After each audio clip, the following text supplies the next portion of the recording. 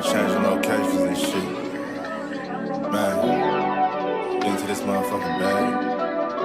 Stand on the way, I mean.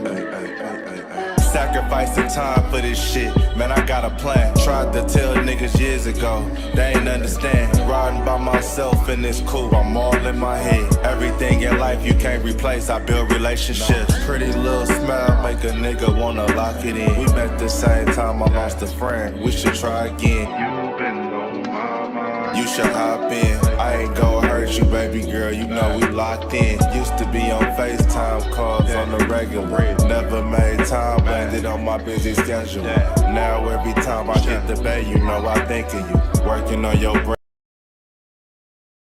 Henny the Moore reporting live from the liquor store, man.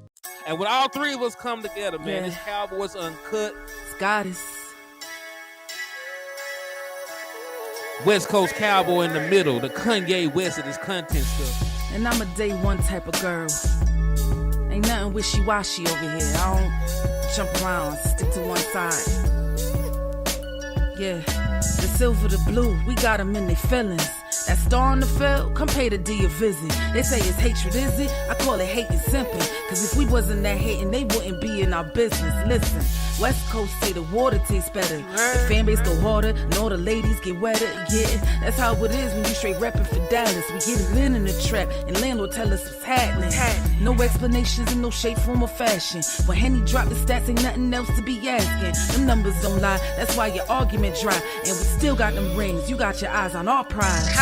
Whether an eagle, a giant, or a commando, you in the parking lot crying, we in the Lambo, we stay in our bag, we run it up in the draft. You still talking about the 90s, so who's stuck in the past? Get off me, and I'ma need you 6 feet back.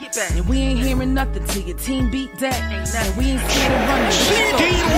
It's only one team over here, it's Cowboys, believe it. Yeah, it's you God, it's the poet.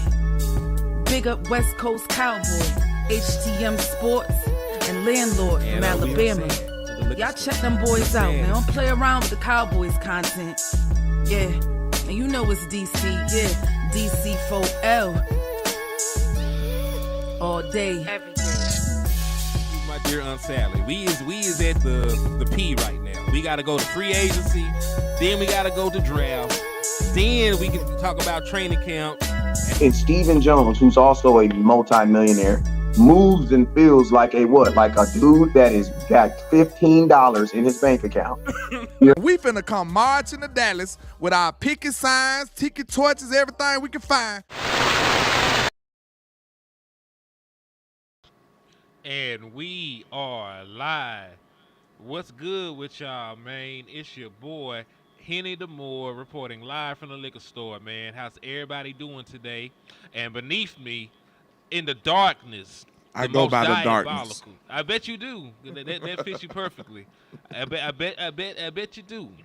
We have the Prince of Darkness himself, the evil, conniving, sinister, belligerent, aggressive, monstrous, diabolical Landlord from Alabama.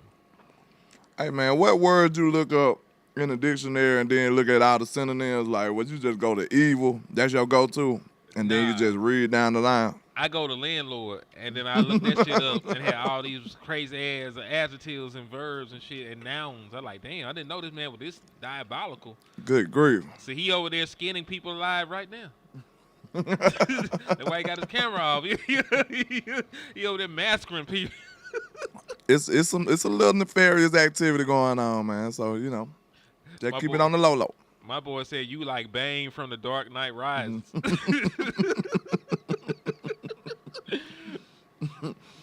Good Lord.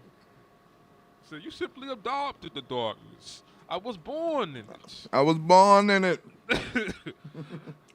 I had not seen the light till I was a grown man. It went off. You were going crazy. Shout out to Bane. Hey, what's up? Hey, salute to everybody out there right now, man. He still was the second best villain to me. The Joker was the best. Joker's still the best. Dark Knight Joker. Mm-hmm. Yeah. Like you can't surpass that performance, man. A lot of people have tried since then, and many have failed. They ain't hitting like that. That man said, what did he say? He said somebody if somebody don't do something, he said, I'm gonna blow up a hospital. That motherfucker crazy. Ain't nobody touching that boy Joker, bro. Just random acts of violence just because it's funny to him. And then he actually blew it up. For no reason. They had already tried and whacked the dude for him and like, well, I'm just blow this bitch up. He said, oh, y'all think it's a game. Well, hey, shout out to everybody out there across all platforms. I got folks in the liquor store. We got folks in the trap.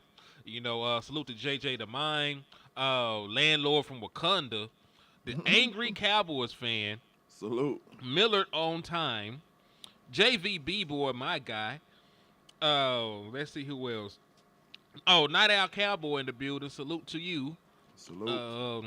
Terrence Bosley. You know my eyes are getting bad in my old age. Texas T. C. Oh, G. Whiting. Miss Regina Green with the green. Willie T. Cowboy Thanos. Salute to everybody out there, man, across all platforms. All right. B-Bird. Salute to all our people rocking with us on this good old Sunday. Yes, indeed. And hey, man, y'all know, we ain't gonna harp too long. Just make sure y'all hit that like button. Make sure y'all hit that share button. Slap the shit out of a couple shit-eating Eagles fans, because, you know, they still, listen, they just won the Super Bowl, and all they can talk about is the Dallas Cowboys. So, you know, that tells you all you need to know about them. We already know they can't spell Eagles either. Boy, that shit's so funny. Well, that was their mayor couldn't even spell the shit. Man, the mayor couldn't spell that shit. I'm like, God, dog. We got Boss Cowboy in the building. What's happening with you? Salute the boss, man. That's my guy right there. But yeah, man, so we gonna play a game today, man, over here in the liquor store and over here in the trap. Henny is Saw today. Let's play a game. Let's play a game. Now, No. see, landlord's already in the contraption. That's why he's not showing himself. That's gonna be the surprise. When he turn his camera back on, he's gonna be crucified. And then y'all will have to answer cap questions to free landlord live on camera. That's terrible. Well, you know, Steven made everybody a copologist over here, so I'll be very good. I'll be saved in no time over here. Hey, you might be okay. You might be okay because we know more about the cap than some of the GMs. Fact. But hey, man, that was hilarious. Yeah, I know. So we're gonna play a game today, man. It's gonna be called Sign or Not to Sign, and it's gonna be about free agents, and it's gonna be about people on the trading block. And we're just gonna play the game. Do you want this nigga or not? Well, that's what the game should be called. Do you want the nigga or not? But you know, we try to be a little family friendly on Sundays, so I didn't want to go that far down. Sometimes, depending on how I'm feeling, day in and day out. So let's start the game. Let's do it. You know, this shit better have loaded in. I spent all this time putting this stuff together. This shit better loaded in. All right, to sign or not to sign, we have one, Jonathan Allen. Now, the Commanders informed two-time Pro Bowl defensive tackle Jonathan Allen that he is being released per sources. The team is allowing Allen to hit free agency early, and he is now expected to be one of the top defensive tackles on the market. Now, I'm going to ask you, landlord, then I'm going to ask the people in the chat. Sign Jonathan Allen or not? To sign or not to sign? Do you want the nigga or not? All right. You know, with the new campaign, F the cap. I don't even care how much you need, how much money he gonna make. Yes. Sign him now.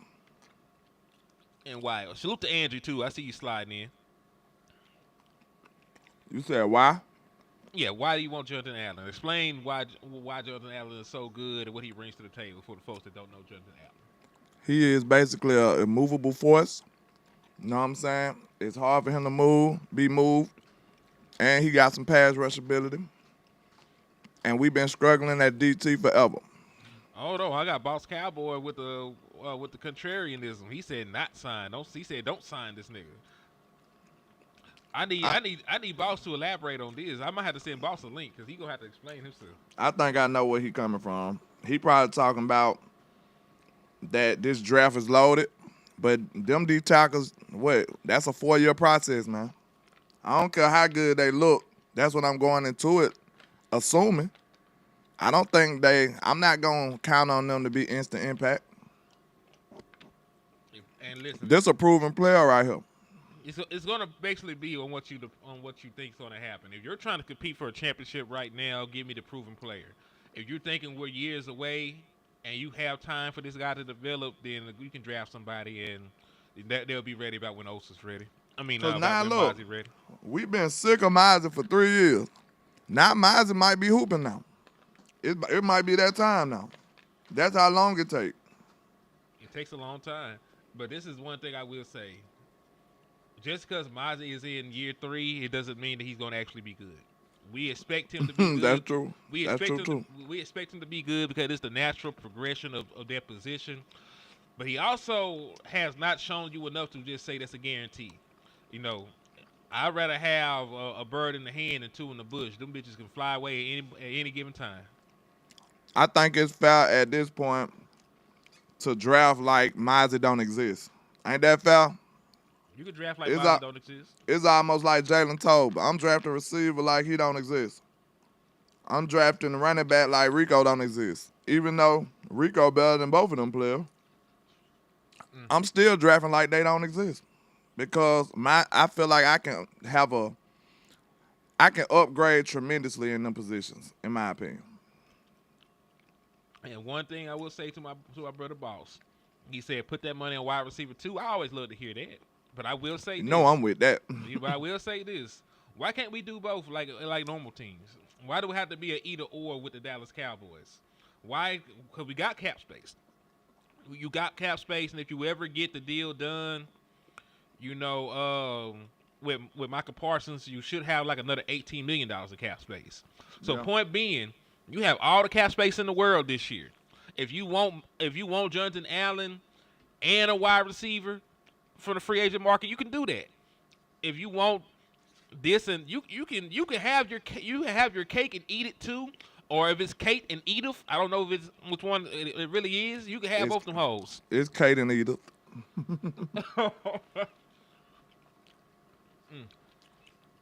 So point being, we can have the best of both worlds if we actively want to do it. It's just we're very much accustomed to the way the Dallas Cowboys operate as a franchise, so we're accustomed to only getting one thing and having to go into the wilderness and scrounge up stuff for the other stuff. So I understand what Boss is saying, because we damn sure have been campaigning for wide receiver 2, and I would never in my life let a defensive tackle stop me from getting a weapon. But at the same point, we have it now. You know, we have money now. You know what I'm saying? We up. So we want to go and splurge on 2 things. We should be able to do that. I just want the Dallas Cowboys to get into our mind frame. I don't know if they will, but that's a very good point. Yeah, I don't trust Mozzie yet. Now, what Mozzie got to do for you to trust him? I seen some improvement, but I can't say he gonna be this or that. I'm not certain exactly what he gonna be next year. So that is my question. What do you have to do for him to trust him? You got to show me some consistency. That's something that we ain't seen. Know what I'm saying? That's what make you a good player. A good player is consistent. He's consistently good. A great player is almost consistently great. You know what I'm saying? You got to see some kind of consistency from Mozzie Smith for me to say, okay, he deserved basically a role on this team or a starting role on this team. He said year 3 Mozzie will be nice. We're hoping for that to be the case. But we got to be honest, boss. That's a prediction. I say that's a hope. Like, I'm hoping that this guy develops like he's supposed to develop. Right? But we also have no depth at a defensive tackle outside of Mozzie Smith. So if Mozzie Smith gets a hangnail, in the words of Landlord from Alabama, you have no defensive tackles. Right? Because it's Mozzie Smith and it's Osa Odighizuwa. We already know that Osa ain't finna stop the run. Osa finna go out there. He finna get some pressures. He finna get some disruptions. He might get some quarterbacks hits and a couple sacks. His game is not to stop the run like that. So when you talk about an actual run stopper, we're going in with Mozzie Smith, who was himself unproven, and It's probably like what, a mid-tier veteran or something. Yeah, I think we can We look say into that those options. It didn't happen with Tristan Hill, did it?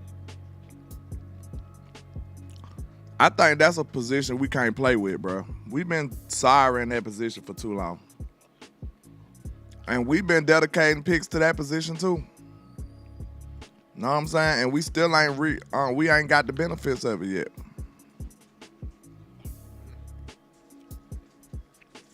We deserve better.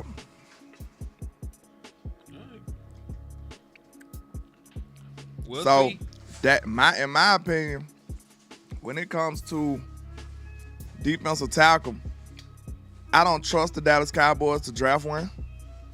I don't think we should. I feel like we've been struggling to fill that role for far too long. So now I think we should just buy one. You know what I'm saying? Like after a while, if you just struggling like that, bro, just buy one, man.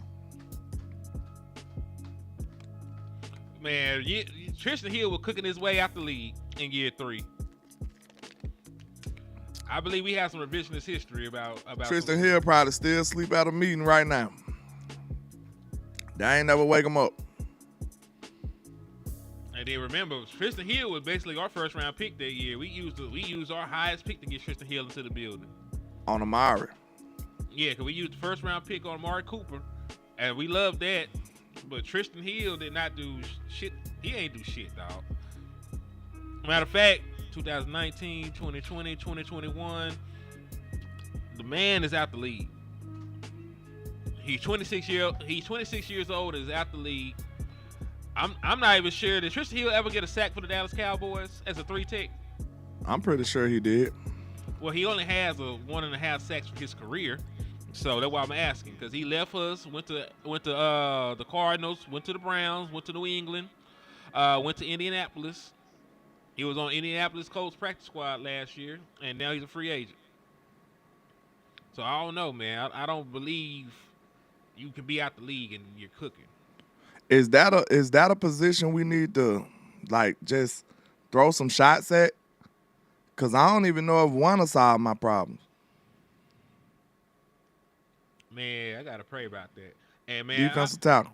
and D Law is a different breed. He's a defensive end. We talk about we ain't talking about defensive linemen in general. We're talking about defensive tackle. I don't trust the Cowboys drafting no defensive tackle, man. David Irvin was undrafted. He hooped, but then what happened to him? Okay, did he even play year 3? But look, boss, you kind of making the case for me, though. Those players who did good, where are they? The Cowboys didn't even have enough sense to keep them. Right? We should have kept Bohanna. We probably should have kept Collins. We definitely should have kept David Irvin. Yep, David Irvin. But some kind of way, those guys got off our team way faster than they probably should have. So I don't trust them. And David Irvin was amazing in 2017. In 8 games, he had 7 sacks. And then he was out the league the very next year because of the substance shit. So, hey, he turned the corner. He was good. I also would argue he was pretty damn good year 2 as well. But you know, he had 4 sacks that year. Yeah. But yeah, I'm not sure if that's the same case. Because they're not really even the same kind of a defensive tackle, we're being honest. Like, David Irvin is closer to where Osa was because he was a pass rusher. Boss said send the link. I'm finna send it right now. You want it on your Twitter? We should have kept the Vanilla Gorilla. Yeah. We just don't do well with them guys, man. I don't have much faith. Osa is one of the few at that position that did pretty good.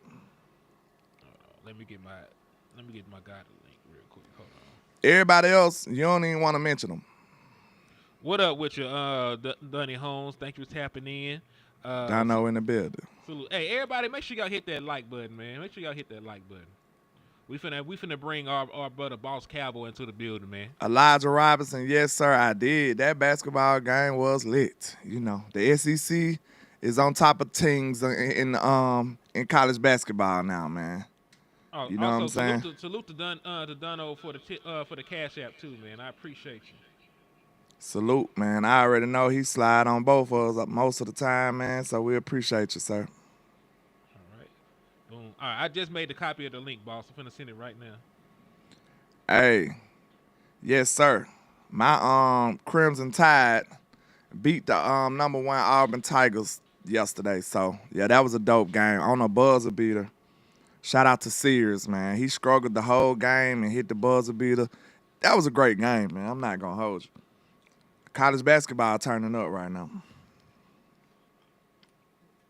Hey, boss, this it, brother. Hey, not too much on my boy Ridgeway, man. Hey, that boy got me a viral video. I rocks with him. Facts. That's my Arkansas boy, The man. Vanilla Gorilla, baby. I went to that boy Twitter. I went to his Instagram and seen he was calling himself that. I said, oh, I got to use this. Then look, at first people talk about, so that's racist. Oh, he called himself the Vanilla Gorilla. I'm like, bro, how that's racist? And so he called it, that's his own nickname, bro. Like, boy, What you want me to do? Like, man, do you know? It's like saying it's racist. Call that boy white chocolate, man. Like that was a fire ass nickname. That was hard. That was a fire ass nickname. Like y'all listen. We in the day and age before folks too sensitive about stuff, man. Man, Jason Williams, one of the hardest point guards ever, and he liked that. That boy did a pass off his elbow, man. Who doing that? Hell yeah. Like Who doing that? He really like successfully brought that and one shit. This my nigga in here, man. Hold on. Y'all stop the presses, man. Boss Cowboy in the building, man. How you It's the feeling, bro? boss. Man, I'm feeling good, bro. Can y'all hear me? See me all right? Yeah, you good. Great, bro. All right, yeah. So, man, I like this game, bro. That's a dope game we playing. What's it called? To keep or not to keep? Sign or not to sign? That is the I question. like that. That's a perfect game before free agency tomorrow. It's a great game. Yeah. Yeah. So, man. And so just elaborate on why, you kind of did, but just elaborate on why to the people that you don't want Jonathan Allen. Yeah, and I don't want people to think I don't want Jonathan Allen. I actually do. I'm just thinking about kind of like cap resources and what would make sense kind of where guys are on their development. So, like, I strongly believe in DTs and defensive linemen taking 3 years to cook. And it's a long history of DTs having major success by the time they hit year 3. Usually year 1 and year 2, they kind of trying to find their man weight and their man body. And that's just kind of natural. You in the trenches and you going against guys who eat steak and potatoes and they wife been rumming on their stomach for the last 4 years. You know what I mean? You know? So they already got that old man strength that we all know is a real thing as men, you know? So I like how Mozzie finished the year. I agree with y'all on not trusting Mozzie in his first year. And then what's up, bro? And then I'm gonna holler at you. Just, I'm still on that. Me too. You know what I'm talking about? Yes, indeed. My bad, yeah, that's my brother. You good, man? So I like how Mozzie finished the year. Like, he finished very strong to me. And y'all right, in my opinion, on Jonathan Allen in terms of if you're trying to get a guy that's a solid top Marshalls or what I call a previous great, I like it. But I would want to focus on wide receiver too, because I feel like you're going to get way more team benefits on that. Now, listen.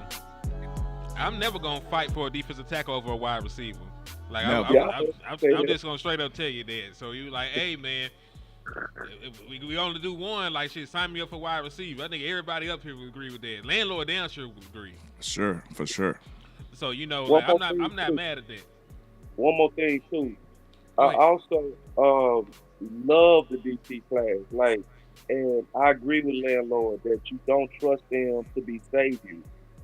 I agree with that. Like, and to me, that's a mistake we've made historically. We'll go get a young DT and say he's gonna help us by next year. And I always said, no, that's not gonna happen. That hardly ever happens. You know, even with first rounders, like even Dexter Lawrence didn't hit his stride until year three. You see what I'm saying? Payne didn't hit his stride into year three.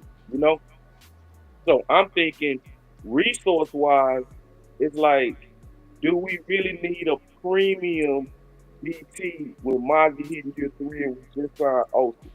Right. If anything, I'm thinking we might need a and I'm a trash can full of dirt, unmovable, but that's gonna cost only around 5 million, like a Jonathan Hankins. Like find a Jonathan Hankins type that's gonna help your linebackers, but don't overspend for premium DTs when you already got a guy, in my opinion, that's starting to ascend now. That's just my opinion though. So I'll counterpoint this. So what if Jonathan Allen only asks for $8 million? Oh hell yeah, do it. Do it. Yeah. It depends on the price of your point. That's your point, and that's a good point. If he's an exponential deal, you do it. I was thinking of Jonathan Allen that's gonna come and ask for something significant. You know what I Like mean? 12, $13 million. Yeah, yeah. But if he a bargain like that, man, do it 2 times. You know. So that's why I'm glad I called in so I could actually elaborate. So I'm really not saying I don't want him. I'm more so saying I Don't want do it I want unless to it's like, take yeah. energy on to me the biggest needs right now. And to me, that's wide receiver two and that's linebacker and safety. Those three. I can dig that actually. So I have no problem with that. But we had some other folks asking questions in the chat box. Hold on now, that music a little bit too weak. That's that premium elevator music right there. Nah, we gonna go. We gonna do this. We gonna do this. Yeah, I feel like, the way this draft class seems like it's shaping up, if you can't snag one of them wide receivers, because me and him thought about it, like it could be a run on receivers early. Believe it or not, it could be a run early on receivers. Yeah, you could get emptied out at receiver in class.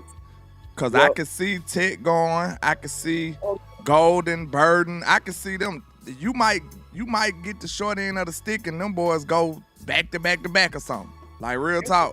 Before 12. Probably by the middle of round 2, bro, which is scary. Yeah, and I feel like it's top heavy. Yeah. And so that's another reason why wide receiver 2, in my opinion, is kind of like the number one need.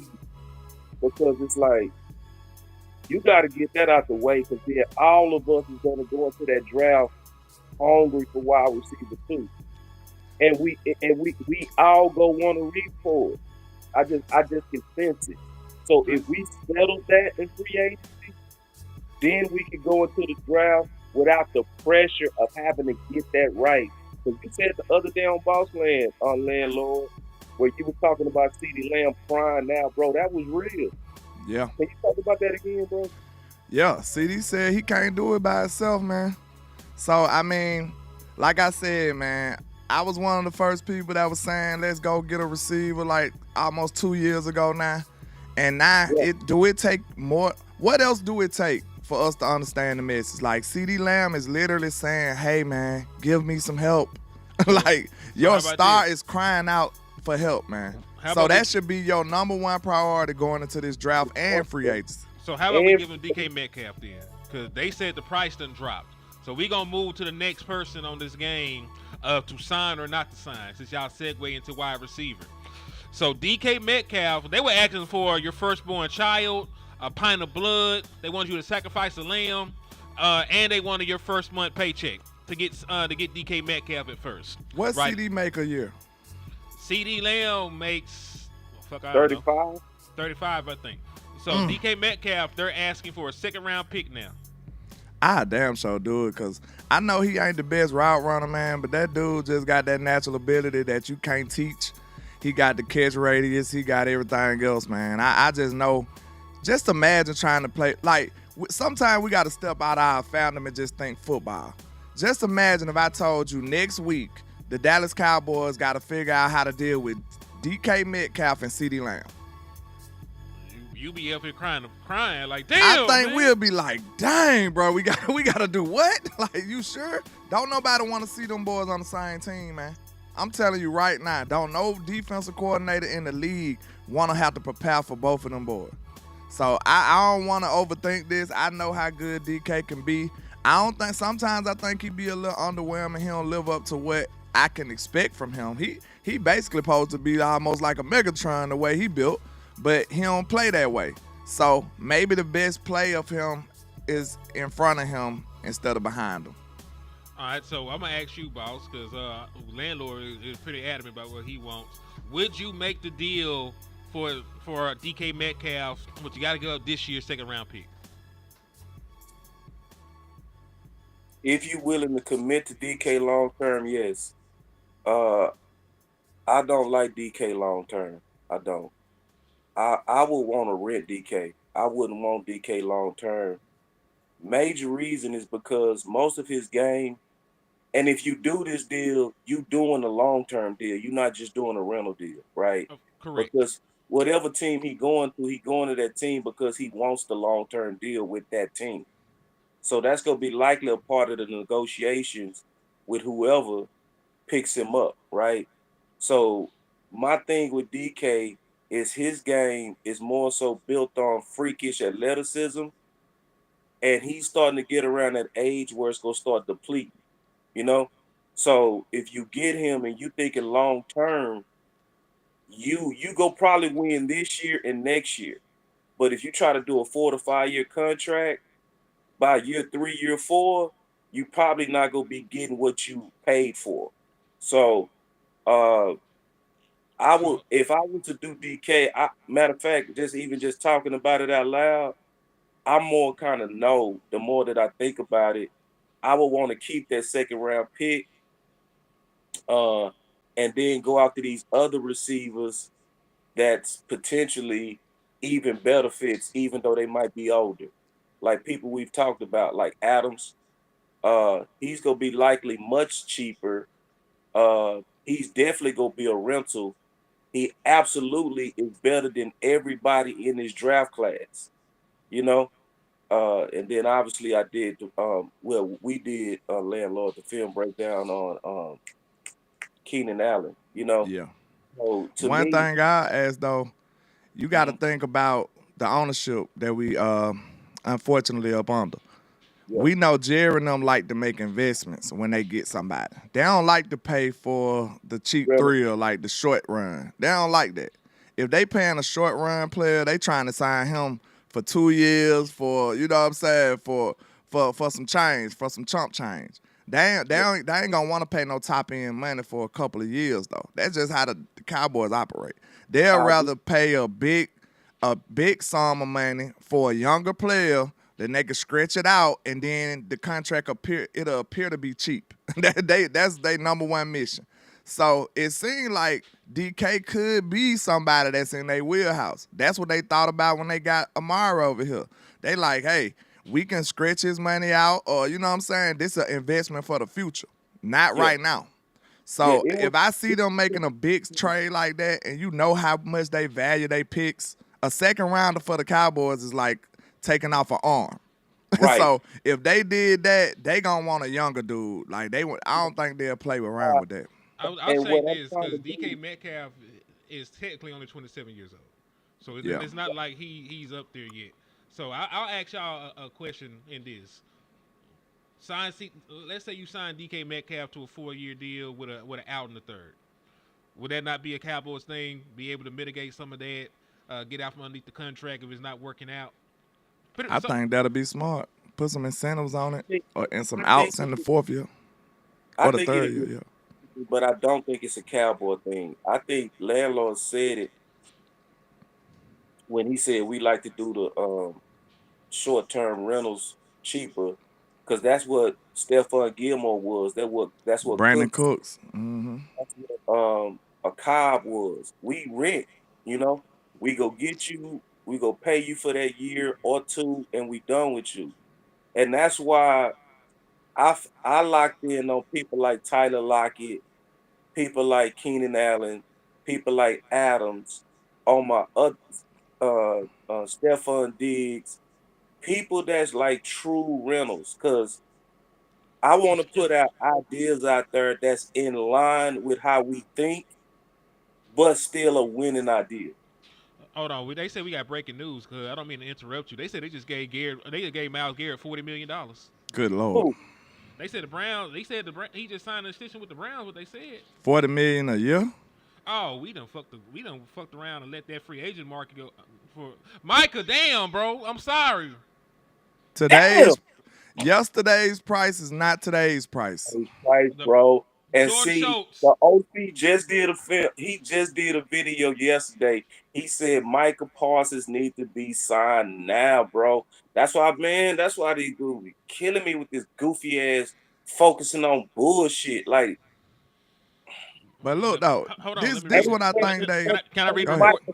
Can I, his can I ahead. read? price, Let me read the report real quick, then I'll let y'all go. They said the Browns reached a new contract with Myles Garrett. This is from Jordan Schultz, so we know it's official. So there's no, Rumor. there's no propaganda. This is real shit. They just got 123 million guaranteed, Oh Lord. 40 Mike, million a year, nigga. Mike, Yikes. he jacked up the price, bro. Like, bro, he just put a bomb in the deck in the. See, that's why, man. See, man, that's why I swear I be hating, bro. I swear, bro. I said, why did you pay Alta first? See, this Damn. this what it is, bro. I just thought about it. You got to think about this. I feel like the Cowboys look at this contract negotiations like this, especially the bigger ones. They look at it like, okay, I'm gonna have to pay this dude a whole lot of money regardless. So, how can I make this about me and make him, you know what I'm saying, try to force him to make some kind of deal with me? The way I could do it is let the market run up, and now I know I'm gonna have to pay. You know what I'm saying? And now you kind of put pressure on him, like, are you gonna really make us pay this much? That's what it looked like to me, bro. It's like you see the market.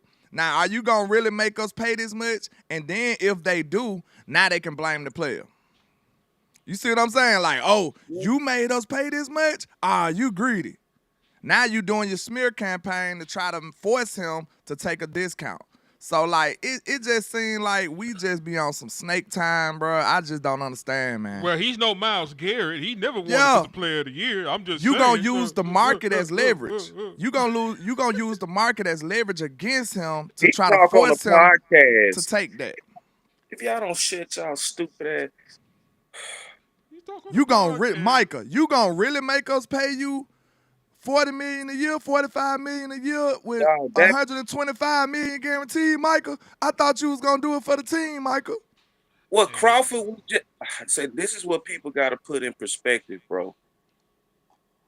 Crosby just did his deal, right? Mm-hmm. His deal was around an APY 36, 35, 36, slightly above both, right? Exactly. Miles just got more than that per year. That fucked up the whole market, bro. And this is and I Messed up the market. now the market is now destroyed, bro. And this is why all of us who really been focusing on what's best for the team been saying 877 pay Micah now. Anything outside of that was stupid. Oh, this is a straight up So 100. then the mark we still got old boy from the Bengals that need to get paid, bro. Henderson. Yeah. He looking to get traded. So you know he gonna when he get traded too, they gonna and listen. It might happen by tomorrow because legal But tampering is see, tomorrow. check this out. Is he looking to get traded, or is this just smart negotiating by these edge rushers, making their teams pay them? Because Well, now you yes, got him I think it's both because listen, right, If Miles Garrett didn't get the money, he was going to take his ass somewhere else. And it's the same right, thing with Trey Henderson because he knows right. the kind of front office he has. The Bengals are Right. notorious for not paying their players. So he said, look, you can pay me or let me go. I want to be here. I done told you 50 times I want to be here, but I need my money. Right. He just led the league in sacks. So that's a guy that's gonna get paid. Yeah. Didn't he have, hold on, didn't he have 17 2 years in a row or something like that? Something That dude got some outrageous. ridiculous numbers over there. Like, I just say this. Like, we So he love paid. Micah. That's what boys got. I ain't mean to cut you off, landlord. I'm just about to He say this frustrated. real quick. Is like, we love Micah. We know Micah like that. But just imagine if we had a dude that got 17 sacks 2 years in a row. And That dude would be all over TV Hold everywhere. on. I'm just gonna say this: you sold the man short. He had 17 and a half sacks 2 years in a row. Look, we give Micah praise, and I know you're not just judged off sacks, but y'all get what I'm saying. Like, Micah done had 13. This dude done had 17 sacks in a row. In a row. 2 in a row, 17-year sacks. 35 Like, sacks in 2 years is crazy. that's insane, And y'all. dude, Like, and he I- would be on and I every will- commercial if he But was a this, I Cowboy. will say this though, Micah has way more upside, way more upside. So where people got to remember, Micah Parsons is relatively new to that position. You know what I'm saying? So there's still room for him to grow. There's still room for him to actually hit another gear. Like you ain't gonna hit no more gears with him. He's at his peak. He's Micah 30, by the still way. ain't hit his peak, huh? He's 30. Yeah, you Yeah, see so what I'm he saying? up You know there. what I'm saying? Yeah, This is so the best he ever and gonna so be. he been working at his craft for a minute. You know what I mean? He's always been a sack guy since college. Like he was the exact same way in college. And I used to call him a bad built sack artist. But did you lie though? I didn't. I told the truth. I told the truth. Because nothing about looking at him says that he gonna do that. Like you don't Yeah. look at his build and you don't look at his athleticism. That type of guy is a cerebral sack artist. He go get you on studying you, knowing how to counter you, having a plan, how to beat you, knowing And what moment relentlessness. and He relentless. relentless. He relentless. Yeah. He got a So, motor on him. but the point is this though. Anybody talking outside of A7, if you're not talking about A77 pay Micah now, your voice is tainted. You know, and your voice is bad for what the team needs. What the team needs right now is Micah to have been done last week. It would have been better if they started with Micah, then moved to Osa. You know why they But didn't do what it? did they do? They did Osa and then told me, now we trying to focus on Micah. And now that you're focusing on Micah, the time you finally turned your attention to Micah, what happened? 2 defensive end premiers got paid and jacked up your price just because you chose the wrong guy to focus on. The market running up. But I'll say this: the reason that they chose Micah is because they like you under contract. We don't give a fuck. That's how they think. Like you got That's that. dumb But though. listen, it's not about it being dumb. We talk about how they operate. How they operate. They look at people and like, well, he finna be out the door. You gonna just be out here bitching about a contract, but you gonna show up to work. I'm gonna sign Cuz real quick, and you'll be all right. And this always happened. It happened with the Dak Prescotts. Happened with Dak Prescott. Quarterback market exploded when he could have made $28 million a year the first time around. Exploded, and by the time you actually gave Dak Prescott a contract, he made $40 million a year. Same thing happened with C.D. Lamb. You could have paid C.D. Lamb after his first All-Pro selection. You waited, and the wide receiver market exploded. You know where this come from. This comes from the thought process of Jerry always saying deadline makes deals. So Right. what is the incentive for him to pay early? If he feel like deadlines make deals and he get his best deals and best cooperation when it's on the line, what's the incentive for Jerry to pay early or pay it forward? He got to get out of that mindset, bro. Him and the Cowboys, like that's basically procrastinating. You know what I'm saying? If you procrastinate, everybody know a procrastinator don't usually get nothing done. You know what I'm saying? He always gonna wait till tomorrow. You know what I'm saying? Like, you can't procrastinate with these contracts and feel like you gonna get the bigger end of the stick. You never do. You always lose. So I don't understand why it seems like we just continuously running into this brick wall and don't even think to go around it. It is insane to me. Yeah, and listen, you failed every time you've done this. Every Like time. it's not like this is new. It's not like it's a mistake that they learned from. They have repeatedly done this and have failed and have looked a damn fool every single time.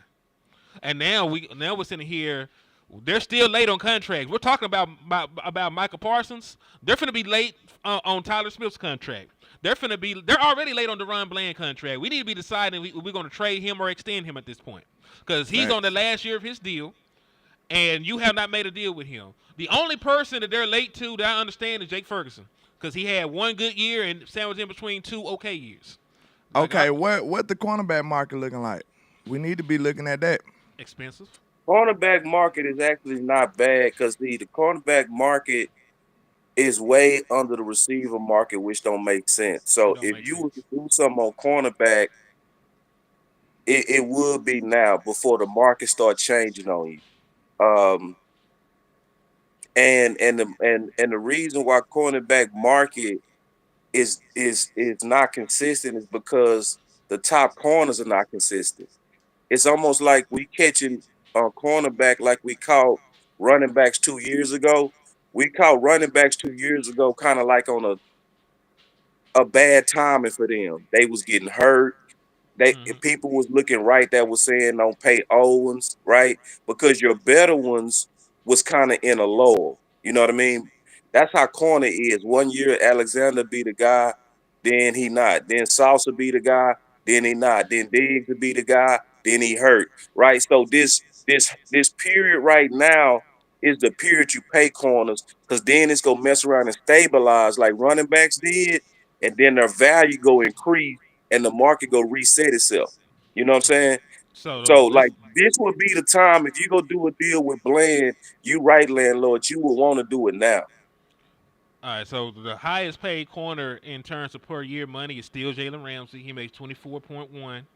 The highest paid corner in terms of guaranteed money is Pat Surtain. He got 77.4 fully guaranteed. And then fully guaranteed money is Denzel Ward. He got 44.5 fully guaranteed. And total value, the highest paid guy is also Denzel. He got $100 million contract. If you think about it, bro, I know it's easy for me to say because I'm on a wide receiver team. But if you think about it, bro, it makes sense why the cornerback market a little down because it ain't too many lockdown corners no more. Right. Think about it. It ain't you can't name no lockdown corners who you feel like, okay, I'm going to leave that dude on the island and you put your Justin Jefferson, your CD Lamb, your whoever in front of him and you ain't going to kill me. I'll say you ain't got many corners like that. There's one. Yeah, it's in a lull. And corner is in a lull right player now. Of the year. Who? Pat Surtain won defensive player of the year. Oh, Pat. Yeah, Pat probably the only one. That's what I'm saying. So it's like, and then he ain't even the highest paid. You see how that crazy that is? But he did it on kind of Byron Jones' type shit. Like no ball production. Like it was so like if I'm paying you genuine struggling with that word. Genuinely. Generally. Oh, generally. Your corners are ball guys and they can cover. Like Diggs before his injury would have restored the cornerback market because he was doing that. He was being assigned to the number one guy and being super disruptive at it. He fucked up DJ Moore. He fucked up Justin Jefferson has never had a good game against the Cowboys. Chase. Like before his knee, man, you could put him on anybody with Washington and they was eliminated. We even saw him on Keenan Allen. Remember that? Yeah. Mm-hmm.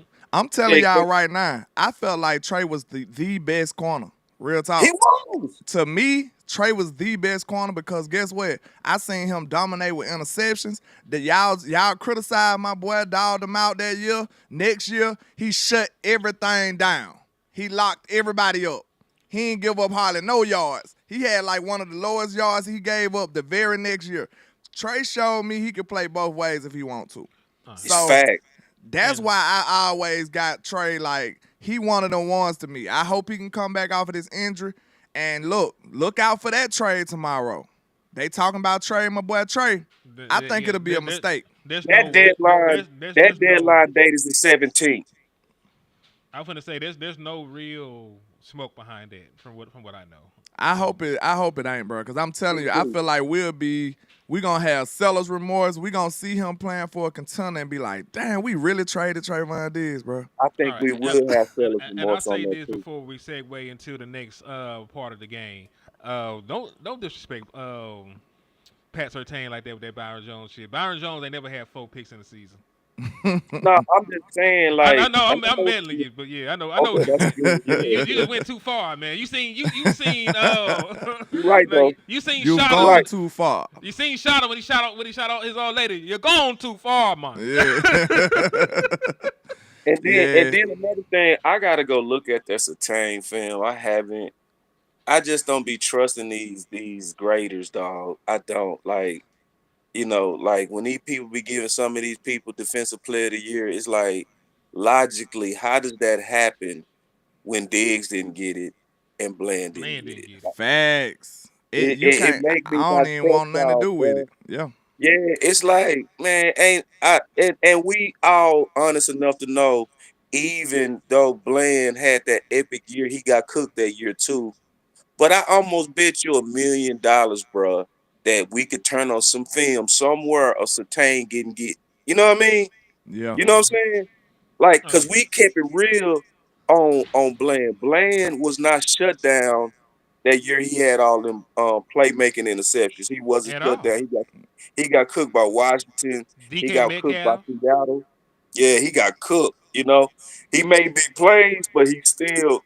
I ain't gonna But lie, anyway, bro. DK made me feel different about Bland, but And listen, the I game ain't gonna lie to the you, game bro. against Bland is probably why I want DK Metcalf on my team. 'Cause I he swear made, to God, bro.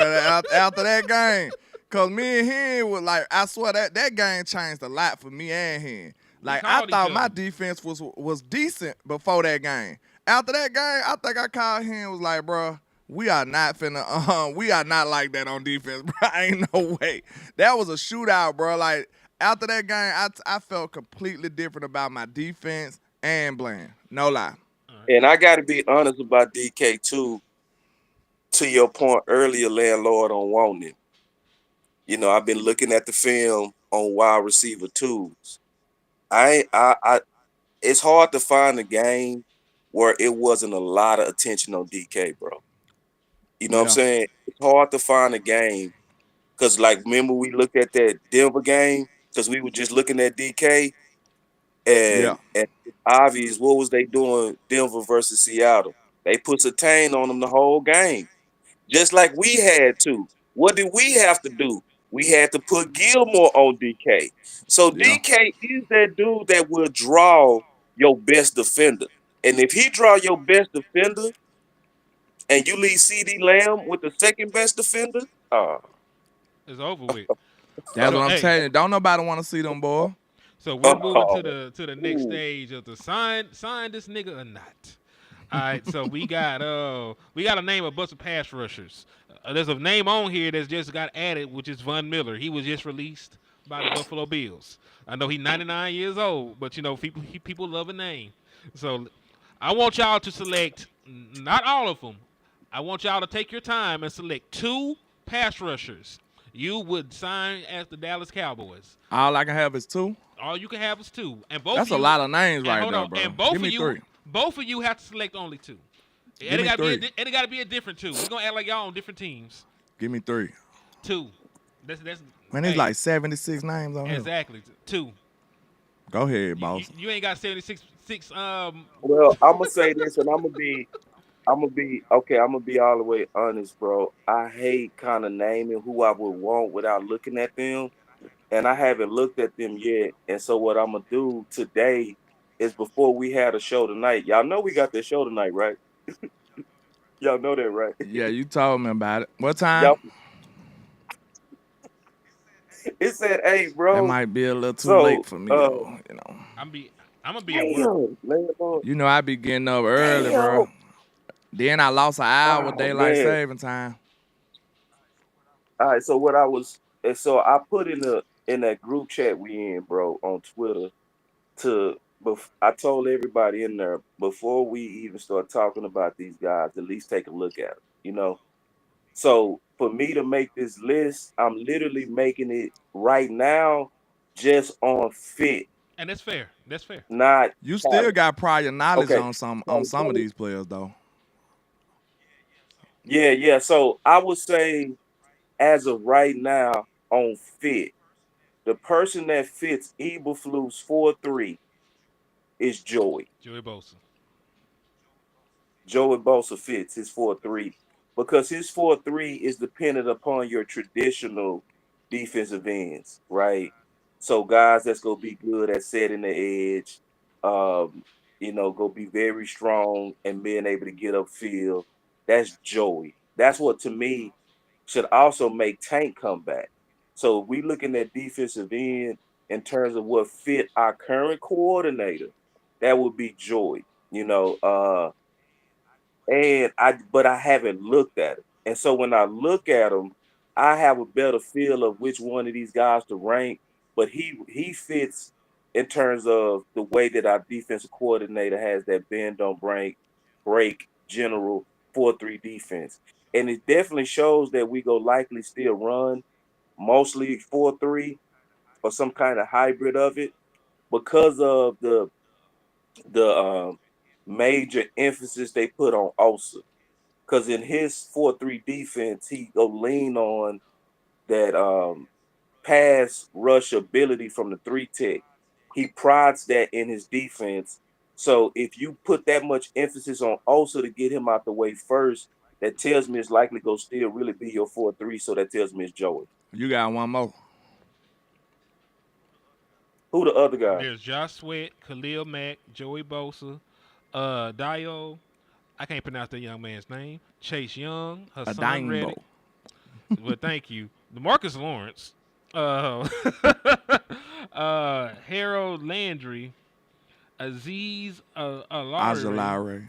Matthew Judon, Dante Fowler, Baron Browning, Dietrich Wise from Arkansas, Chauncey Golston, Emmanuel Ugbai, Preston Smith, Yes. Josh Uch. There's a bunch of guys. Ain't so many people on this list. Give me them first three you said again, because one of them Josh stood Sweat, out. Khalil Mack, and Joey Bosa. I would be interested in, and this without looking at their film, Josh Sweat, because he super killed the Super Bowl. He was the best person up there. Um, Joey and old man Khalil Mack. Give me old man Khalil Mack. That's the fit. Yeah, listen, Josh Sweat's still fairly young, so that's not a bad choice. Yeah, I would like Josh Sweat. I wouldn't mind that. All right, I'm gonna go on the high end and then on the cheap end. Okay. Cheap end, like I said, I don't gotta watch the film. I know who Dante Fowler is. Give me Dante Fowler. I feel like he a natural pass rusher. He an instant plug and play guy that can still pressure the quarterback. I'll take him on the low end. True. On the high end, let's see. I might go with Bosa sound the best right now. I ain't gonna lie. I would say Khalil Mack, but it's like he didn't kind of, you know what I'm saying? He a little long in the tooth now. George just came off of the Chargers, and I think he probably still got a few good years left. And then I could just see him and Mike on the same side. The only thing is, if we letting Tank go, we gonna need a defensive end that can play the run too. That's what I'm thinking about. And I got Tank might be the best fit out of all of them on the cool. Cause you Yeah. do need somebody to stop the run and set the edge. Bosa not that And ain't his strong suit though. I'll be honest with you. he always thrived under that 4-3, bro. all right. Tank still clutch too, man. He do come through in the clutch. That's one thing I can say about Tank. My two guys that I'm gonna take. I would take I'll take a chance on Dietrich Wise, being that he was coached by Bill Belichick. He can play both 4-3 and 3-4. He's a good run stopper. He's a constant vet. And like we were just talking with the Marcus Lawrence, he may not get the sack production, but we're gonna set the edge. He's gonna be a force and a disruptor. And if I'm getting a second person, then I'm getting Preston Smith, and that could be my pass rusher. I like Preston Smith too, and he played around. Yeah. But somebody who I would. That's what I was fighting for 3. I like what I seen from Carl Lawson, bro. Yeah, Like Carl Lawson's I would good. surely Me too. bring Carl Lawson back. If you would have gave me 3, I would have brought Carl Lawson back. But I didn't. I gave you Hey, two. I like how you said that too, landlord. You said the high side and the cheap. That's the way to think Yeah. about it too. Is like if we get wiped out, cause see, you got a great list for okay, we got wiped out our free agency. We got to fill some bodies in here. Well, then that's Fowler to your point, and Carl Lawson on the cheap. That's a good list, and that's to me a real good way to think about. I'm gonna steal that from you. Already. Great seeing everybody in the chat. Hey, everybody is in here, man. Make sure y'all take the time to hit that like button. Make sure y'all take the time to hit that share button, and make sure y'all take the time to hit those cash apps for your independent content creators, man. Listen, Boss been living right. He ain't caught up in the Rico, so you can probably still super chat Boss. But me and Landlord are out on the lamb. We've been out here robbing YouTube for everything they got. So man, hit our cash apps. Mine is $ Henny the Moore. His is $ Landlord 723. We appreciate you because they hate us. We ain't getting shit from this right now. We do this for the love of the game at this point. Facts. So And yeah, man. look, one thing I say though, when it comes to these pass rushers, I think, and it's understandable. I think everybody forgetting about my dog, man. What? Everybody forgetting about Slam, bro. I think Slam finna come back with a No, vengeance, bro. I agree with you I too, think bro. everybody forgetting about Slam because that's why I see people saying Carter and we'll love to have Carter on this team, but I don't see us overextending ourselves to get him. I think the Cowboys looking like, bro, we didn't get nothing from Sam last year, and he gonna be fully healthy this year. So, bro, they really cleared the shelf for Sam. They got rid of Fowler and Dorrance now because of the belief they had in Sam. So it was gonna be the Sam Williams show and the Michael Parsons show. They was finna have But can, twin them out there. but can we, That's you know, twin. but can we say that and they spent a second round pick on Nealon? I think he the DeMarcus Lawrence replacement though. Yeah, but you can only have two defensive ends on the field at the same time because they're not going to regulate Micah to being an actual linebacker. It might have been one of them situations they felt like he was too good to pass up on. You know what I'm saying? That's how they felt. But if you think about it, Sam is a pressure. He's a pass rusher. I don't see him as a defensive end. Nealon is more like a defensive end. It's a difference for me. Like I think people mix those words together, but like it's really two different skill sets to me. Nealon is a real defensive end, and he's not living or dying off the pressure and the sacks. Sam is gonna step on the field, roll out the bed, and go terrorize left tackles and right tackles and pressure the quarterback.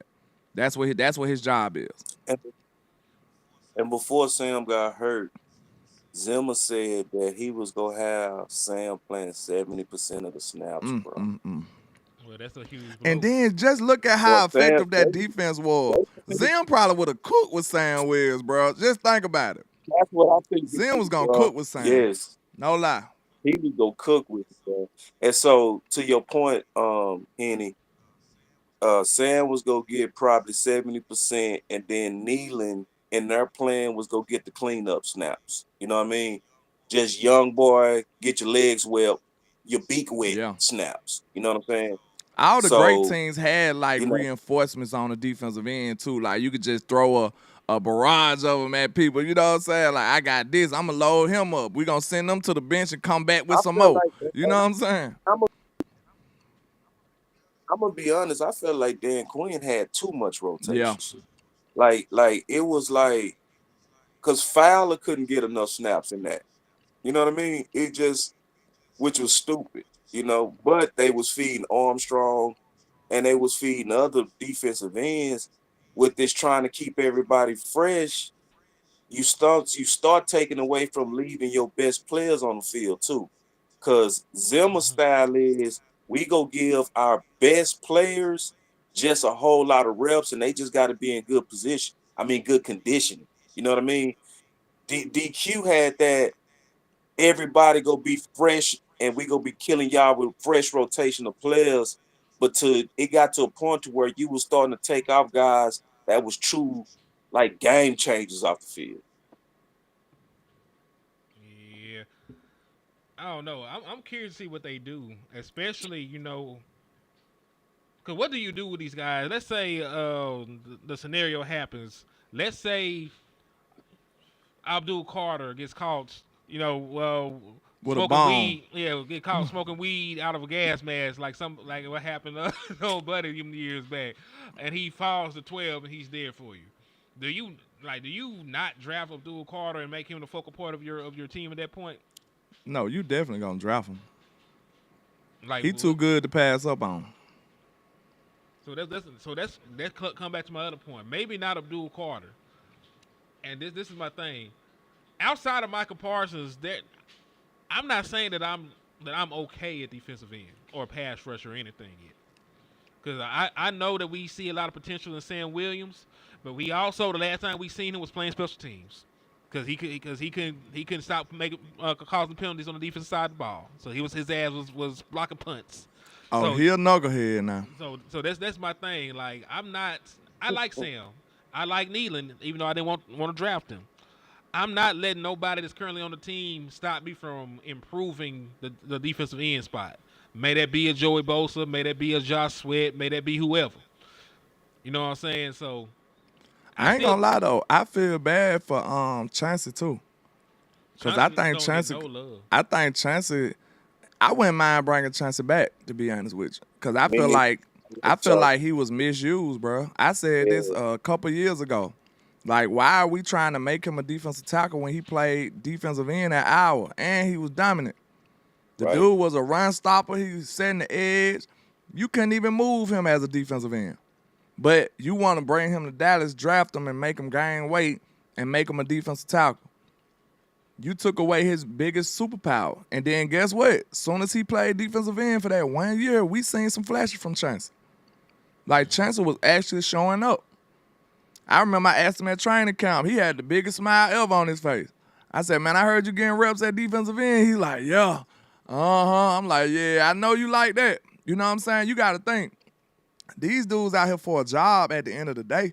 And if your bosses tell you, hey, you moving to this position, you're going to be like, nah, I'm good. I'd rather just stay at this position. You know what I'm saying? They're like, nah, buddy, you got to do what the bosses say you got to do. You know what I'm saying? Like, this is your new position. So, Chancey, of course, he ain't want to have no pushback. You know what I'm saying? He ain't got the leverage to do that. He just got to do whatever his team tell him to do. But when he got back to his natural position, he got better. And now it's contract time, and we don't even know how solidified he is right now. And that's on us. All right. Charles Bud asks if Mike Green falls to 2, would I draft him? No. Who? No. Mike Green from Marshall. You took my second round? Yeah. You wouldn't draft him in the second round? No, I'm not drafting anybody that has multiple sexual assault allegations at high school and college. You just gonna get more money and rape more bitches. Good Lord. Freaky mind. I just want to keep. I just listen. There are things that I will look over. As a player, you a gangster. I love it. You beat up some people. I love it. You used to sell dope when you was young and in the hood and had no way out. I can deal with it. There's too many. There's Let too me tell many you the people. problem. Let me tell you the problem that you're thinking right now, bro. See, the problem is people like you would have missed out on Josh Ball. On who? But Josh Ball was putting Wait a hands on her. minute now. That's so funny. He talking like this dude. This my nigga. Did Boss have a gas mask on we was just talking about? Good Lord. Hey, man, see, the problem when you think like that, bro, is you missed out on the Josh Ball opportunity. Get that man. He should have never had a star on his helmet, boy. For real, bro, because he had that questionable background too. That's what made me shocked at them picking Josh Ball. I ain't gonna fight you on that logic though, bro. Because it's one thing to have one allegation, bro. That can You got be in multiple? Yeah, Multiple? The same stuff? At a at different different level. locations. I could see if it was like 10 girls in one incident, because they all could be conspiring against you. They could be all Yeah. lying. Yeah. But this man said high school and college. Come on now. Like I'm gonna cooperate with her. Everywhere you go, you just violating. Everywhere And you Hell I'm gonna no. go, be honest. somebody say you done took something. Like dog, like And let me tell y'all something. I don't know if you ever played with dudes like that. I played with dudes like that. Y'all played with dudes like that? Not man. that The, I know of. okay. I played with rapos, and they was rapos. You know what I mean? Like to where they made me uncomfortable being around them. And you know what I mean? Like how they handled their women. I was like, bro, you are low key kind of crazy. Like you handled her, dog. Like you put, like I watched it. You know what I'm saying? And the same dude that I went to school with, he got locked up over some rape. But we could see it coming though. Like all of us that was on the team, when he got locked up for that rape, we was like, yep. You We know what knew I'm it. saying? You On know, so now brand. I'm with you on that hand, bro. I got yeah. Yeah, Yeah. it just that's a huge character flaw. That you know what I'm saying. You got something like that, cause I feel like, I mean, these days it's a little iffy, especially like I never been a millionaire, but like I just feel like, how do you find yourself getting accused in these things if you just innocent? Like I just But don't we also understand it. let me keep it balanced too. We got to be careful too. Sometimes boys do have bad luck too. They do. So it would take some investigation because I've also seen and been in situations where it was some Karen lying type things going on Yeah, where you really wanted to freak out the whole party and the whole party got theirs, but you had a boyfriend that you wanted to keep, and now that you done went out and did what you did, now you want to change the story. That Hmm. can happen to athletes twice. You know what I mean? So that would really honestly be up to the Dallas Cowboys scouting investigation team. You know what I mean? And them really digging into it, you know? But Hmm. just on the allegations itself, that's something to kind of really kind of scratch your head at. Yeah, he gonna have to listen. He gonna have to be. He gonna have to fall out of even being picked. You know, he gonna have the shit that happened with Lael Collins. A lot of people forget Lael Collins had a first round grade, and He he had he a did. beat. murder case pending. Yeah, Yeah. nothing actually happened, but he did not get drafted at all, right? So if it comes to where we can add him as a free agent, undrafted free agent, maybe. But dog, you left like you left your school during the allegations. Like you ended up at Virginia having to play at Marshall because that freaky shit happened, and then they barely wanted to bring you in because it happened in high school. So I'm just saying, dog. Like, I get it. You know, I understand, but It I'm just not take spending. investigation. Cause he could be innocent, bro. He really could. It's a chance. Your luck can sometimes be that bad, bro. Like It for can. real. It's a Now it chance. could have happened. It could have happened that first time, and then he go to college, and people did some little investigation. Were like, oh, he already got a charge, something like that. I'm finna come with some fake stuff on him. You know what I'm saying? So it could be somebody just preying on him. It's possible. Like I think really as us as black men though, it's kind of hard. Like we kind of gotta like give people the Yeah, benefit of the doubt, cause we just we seen a lot of should. people go straight to prison and they Off the innocent. So BS. What Hey, yeah, Pac say? so. It's a whole bunch of real G's doing time because the group bent the truth and told a lie. He ain't. Yup. he ain't lying Yeah. about that. So Pac it's a said it a long time ago, bruh, and it's true. We can't trust the police all the way. That's all I'm saying. Like, you can't. not No, 100%. No. no, no, But I will say no. this. I will say Not in the this. trap house. He Oh, might absolutely not. he might be innocent, but I ain't finna be the team to take the chance on. Especially That's fair. when we have other guys that might even be better. You know, they could be there. So and Yeah, listen, that's a good I point. want to trade our second round pick any damn way. We don't ever hit on them niggas. Like outside of Trayvon Boy, Diggs, you can't good name point. a good second. Good We don't hit point. on them. Man, I send that second over there for DK so quick. Okay. Man, Yeah, that's a great opportunity for a team right there, man. Cause look, all that's you the gotta do is damn good sign them, and part. then you can restructure. You can The restructure. only the only second we hit on was Diggs. Every one of them been flops. Yeah, if you go gamble, go ahead and gamble Tristan that Hill, second. Tristan Hill out the league. Jalen Smith out the league. Hold Kelvin on, Jones. you still got Kelvin Sam. Joseph. The Bucks still out for Sam and Nealon though. We don't know what they gonna be yet. I'm not. Oh, listen, Sam Williams. This is year 4. We don't even know if Sam Williams deserves a Yeah, it's contract yet. trending bad for Sam. Yeah, Even though you right and you fair. It's The still Buck is though. out, but like, has the man even had 5 sacks in the season before? Yeah. And his only job is to rush the passer, and he had you never know had I one. like Sam, and I can't even argue that. We don't know if we want to sign Sam yet. I'm higher on him, but he don't have no proven tangible things I can hold on to, especially over a whole season. Like we seen, like Schoolmaker ain't shit. to be fair, we seen some incredible flashes from Sam, like some unreal stuff. We did. Unreal. Yeah. We seen some incredible stuff from Sam, but it just haven't happened over the course of a whole season yet. Oh, speaking of which, credible flashes. Randy Gregory, another second-round pick.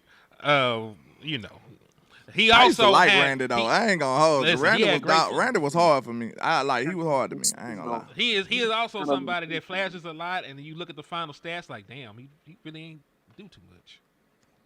He used to be getting a lot of pressure though. Yeah, he did. He got a lot of pressures and never And finished. his sacks was way better than Armstrong's sacks. Like people used to say they was on the same level. It's like you got to go look at the film.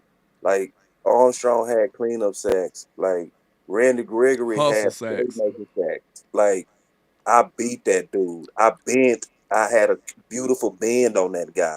I bursted or I ran through somebody. You know, Armstrong was like sacks was I was running away from Mike and ran into you sacks. Yeah, D Law was a second round pick, but that was many moons ago though.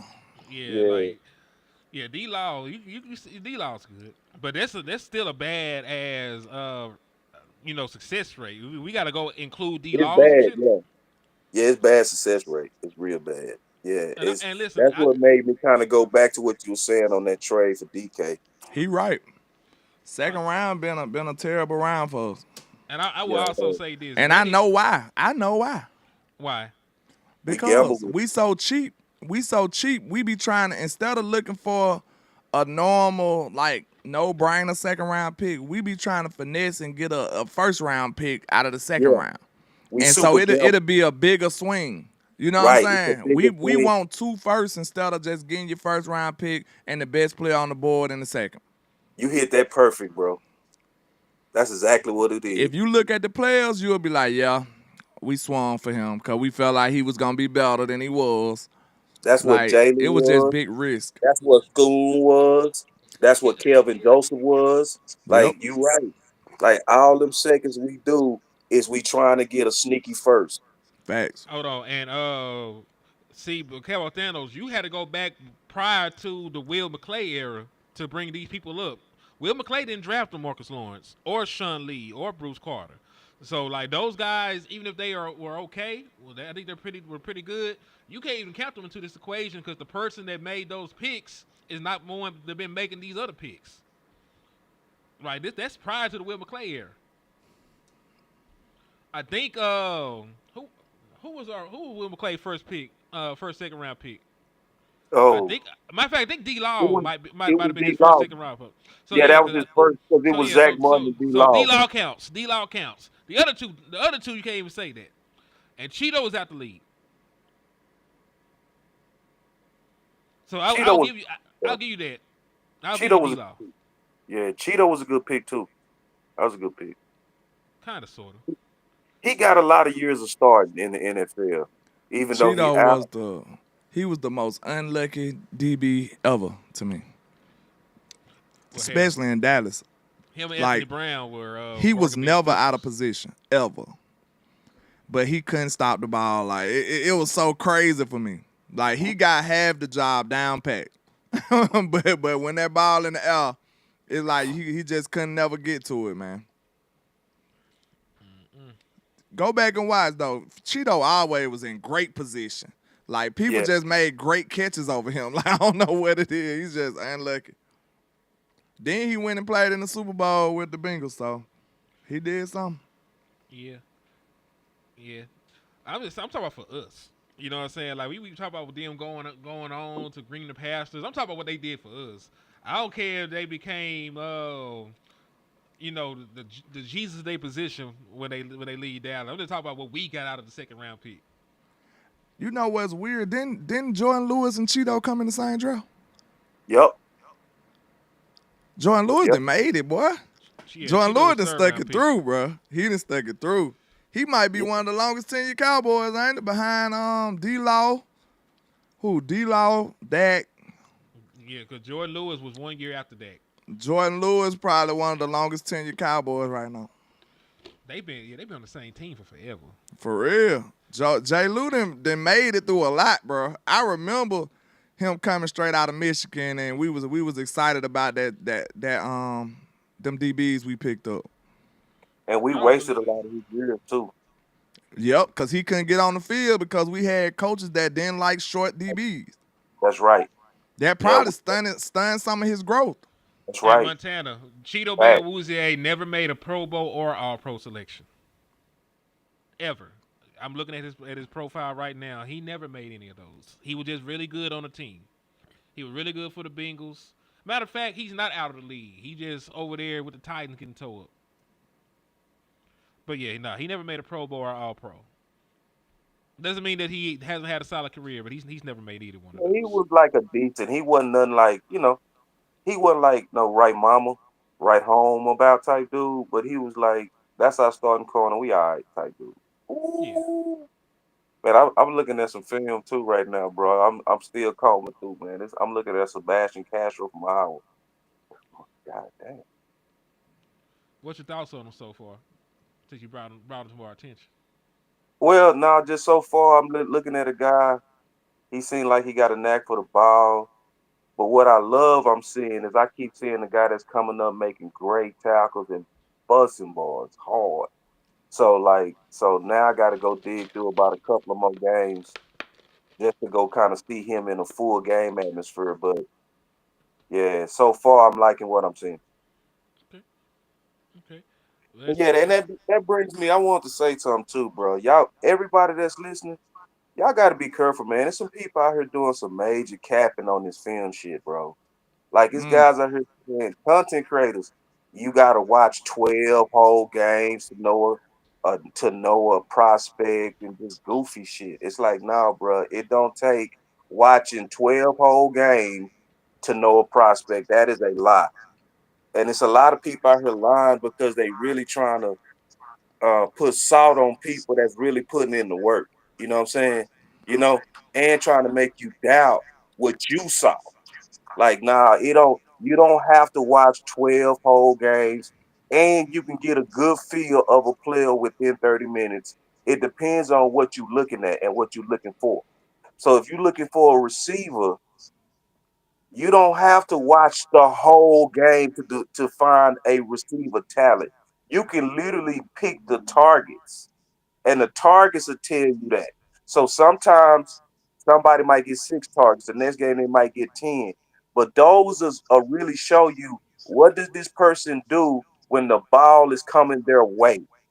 And so you don't have to watch the whole game to see that. If you're trying to judge a receiver's talent, it's a lot of people out here. I'm telling y'all, they entertaining, but they capping. Fact.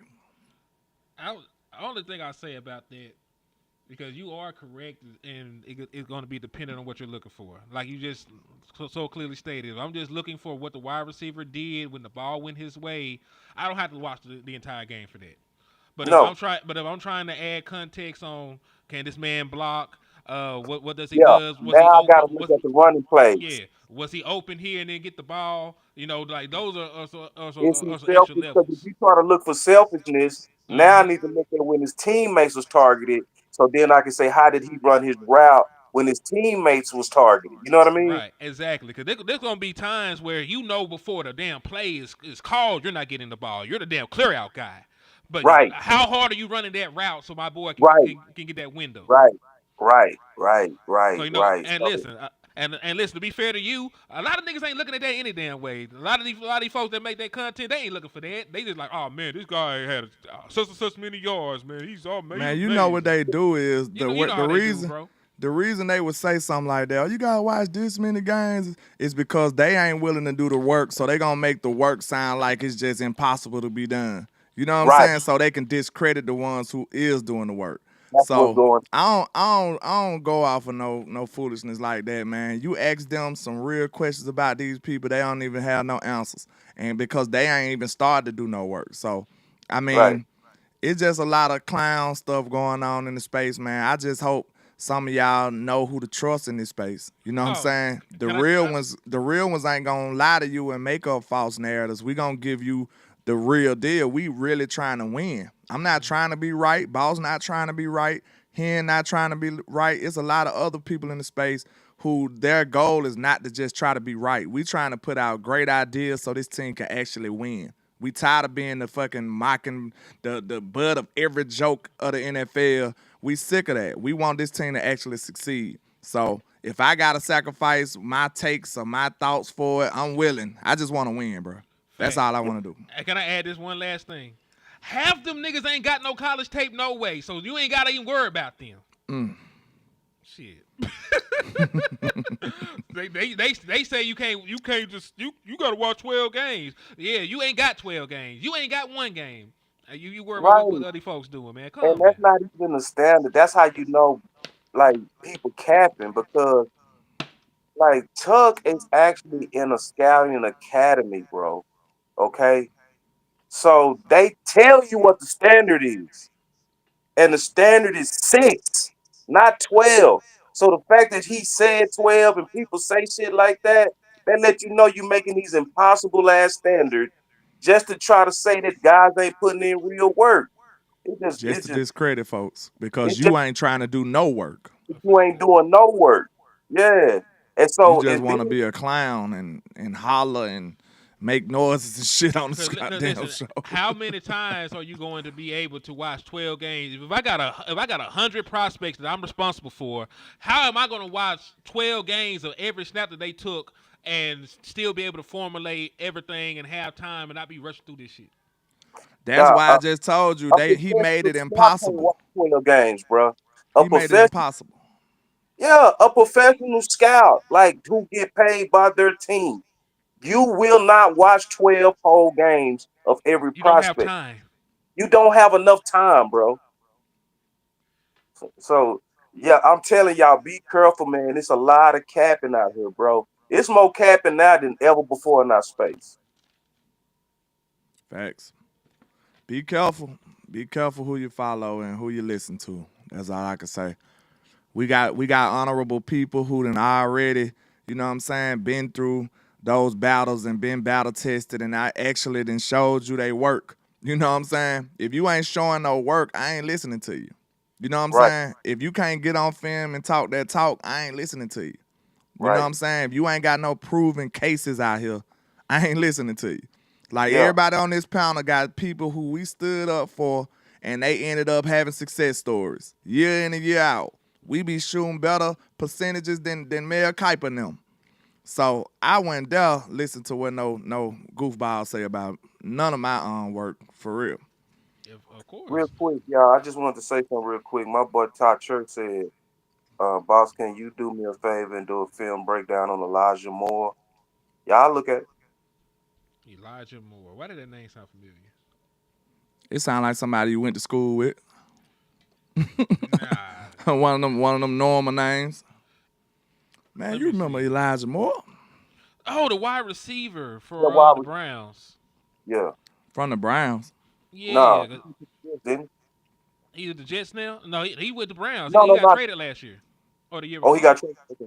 I look Yeah. at him though, because I know T Church be like, he really be into them these free agents. He don't be bullshit. Like when he say look at somebody, I'm gonna look at him. All right, he's 5'11", ran a 4.35 coming out of Ole Miss. He's a former second round pick, was drafted in 2021. 5'9", His best career year was with the Browns in terms of receiving yardage. He had 640 yards. Only had 2 touchdowns though. His career high in touchdown receptions was his rookie year with the Jets, and he had 5. So probably a very cheap speed guy you could bring in. But if you just looking face value at the numbers, you know you got to watch film. But if you just looking face value at the numbers, he's not going to be like a needle mover for you. But it's also going to be dependent on scheme fit and everything else. We know that if he had a better quarterback, because let's be real, he ain't never played with a good quarterback in his life in the NFL. Never played with a good quarterback in his life, and had multiple offensive coordinators. So you can't really just judge him off of that. But just judging That's off another one. just judging off what he did at Ole Miss, his last year at Ole Miss, he was an 1,100-yard receiver, and we got all kinds of respect for the SEC. That's another one where Chad Wilson just said, in I was hindsight, just Judah would have saying, been yeah, Judah would I have was been a just saying that steal. would piss you off. I And do what I boss, I stood up against Steve Smith talking about Jerry Judah went good. I yeah. said, bullshit, you just don't like that man. I know what that man capable of now. I ain't say he just became the greatest receiver of all time, but you seen some glimpses of what he could do. And just imagine if he was on the side of CD with Dak Prescott. I seen them using him as a go-to receiver last year. And see, that's why people got to be careful looking at just stats, bro, because Henny said it best. Some of these dudes is fit. Like, if you put some of these dudes with Dak, it's going They to be, finna turn up. they go turn up, bro. If you put, like, I could tell you a couple of people that would have been, like, super steals for Dak. Jerry Judy, Damn, and then what's old boy that went, Calvin Ridley? Like, really? Like, these are people that were the numbers in other places that look like, man, you put them with Dak, it'll like double, bro. It would have been a Amari Cooper effect. Coop was Yeah, good at first, then he kind of, started yeah, trending down. And yeah, then when he got with Dak, he just exploded. Like, he yeah, just went crazy. But if you look at it, like I said, I was so disappointed in the Cowboys, man, because back in the day, that would have been a cheap move that we would have been looking to do, man. We used to do our due diligence when it was players like that in those type of positions. Like, we would have been the first ones calling Kevin Ridley. Like, you yeah. in trouble, you a first-round pick, you a receiver, we looking for people like you. Like, we Jumped supposed on to sign him ASAP, bro. The old that. Cowboys, we would have signed him so quick. But, Yup. we got into that goofy stuff where we used to be scared of the gangsters and all the troublemakers and stuff like that. I think that was Jason Garrett and them, the right kind of guys type stuff. Oh, yeah. I think that messed us up in that type of area, man. Because back in the day, we seen that looked like a steal for us. Like, you mean to tell me this dude was a former first-round pick and he trying to get back into the league? Man, I'm signing him ASAP. Oh, and Splendid Poppy, if you haven't seen, you just came in here, Myles Garrett signed for all the money in the world. There's no more money left in the world. Myles Garrett has it all. He signed for $160 million, $40 million a year, a lot of it guaranteed. So he reset the defensive end market, if you were wondering. Pass rusher market has exploded because of Myles Garrett. But yes, Splendid, that's exactly what happened, and welcome to the chat. Damn. Man, we could have had really on this team. Then you seen he went crazy with the Jazz and then went and got a big bag. We could have had him for cheap for at least a couple of years. You could have did what I asked him to and, drafted Brian Thomas, because that's a wide receiver I wanted. I stood on the table. I begged and pleaded with tears in my eyes. And y'all let that boy go one pick before we picked, and y'all went and got Tyler Guyton. And that boy ain't did a damn thing.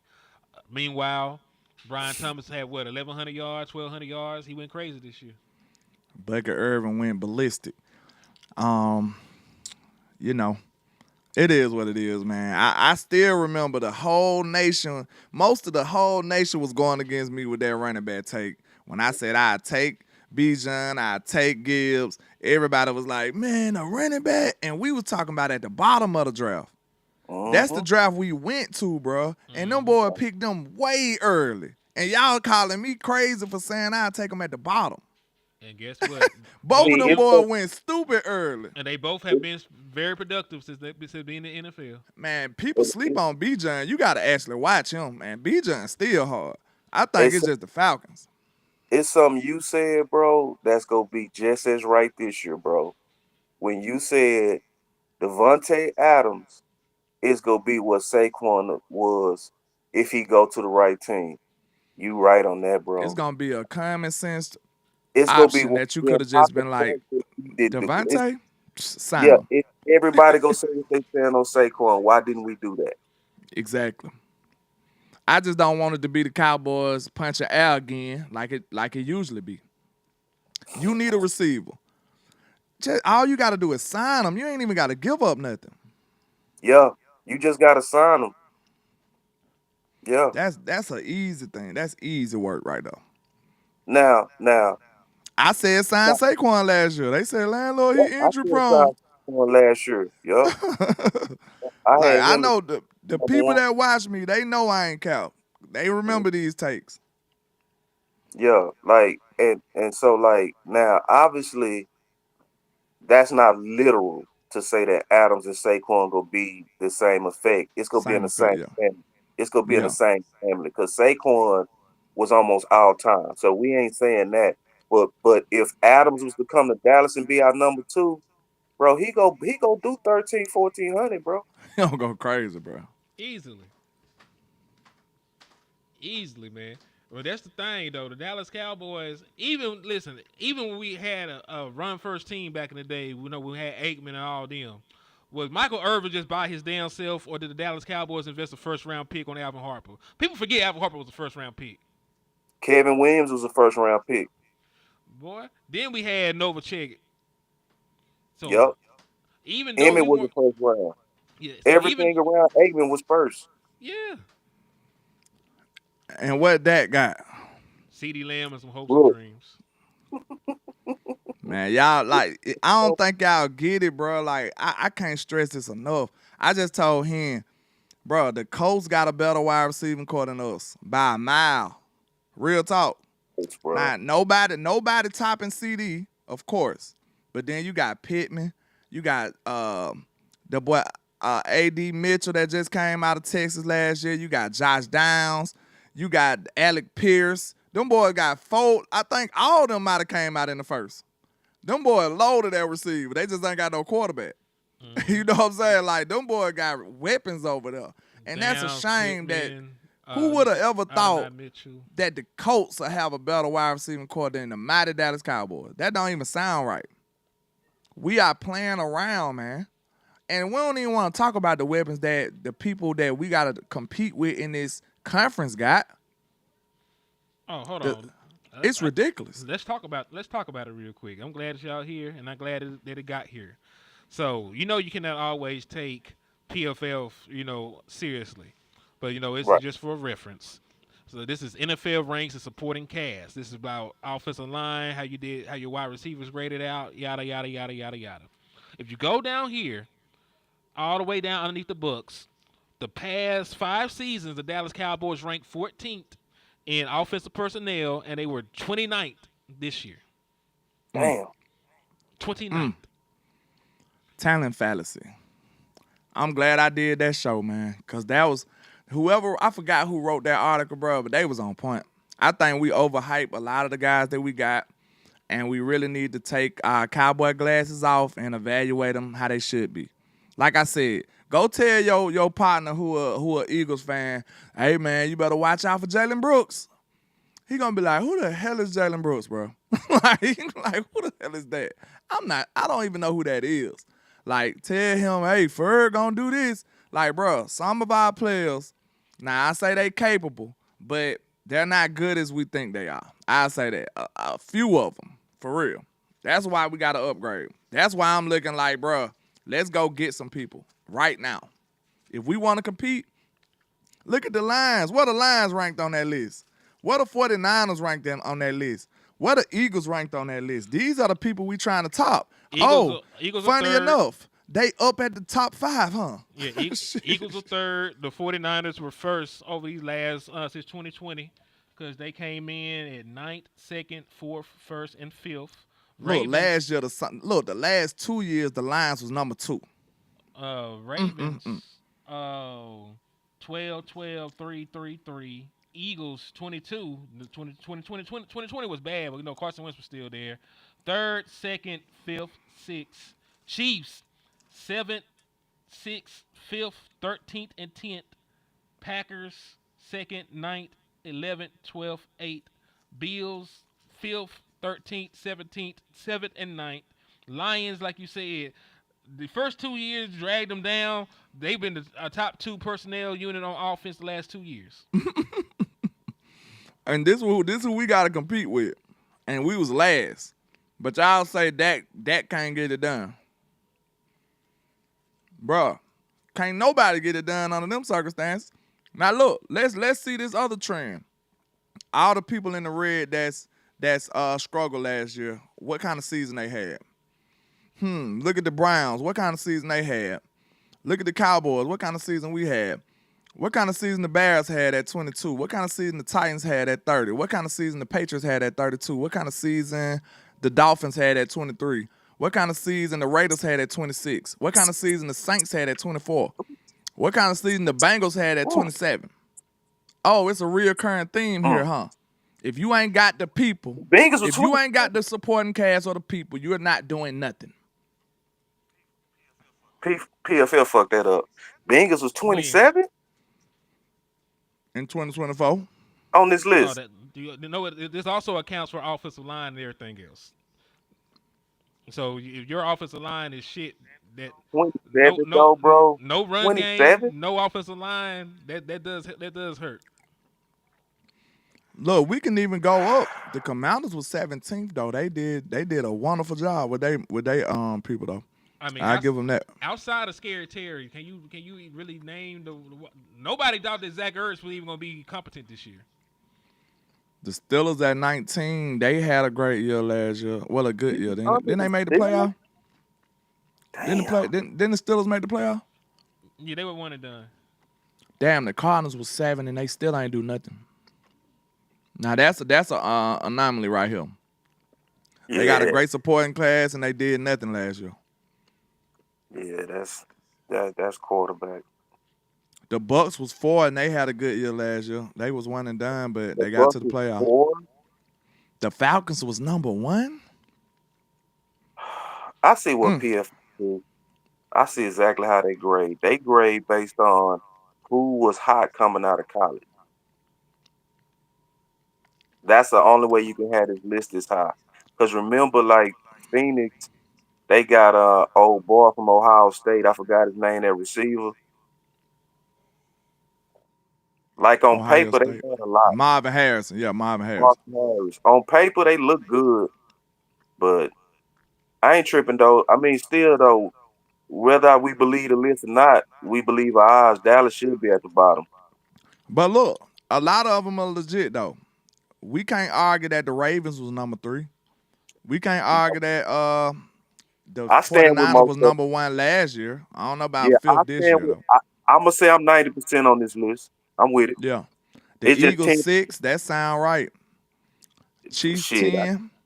I think the Eagles, honestly, bro, should have been like 1, bro. Yeah, they supporting cast was crazy. They like, how the fuck is they not 1, bro?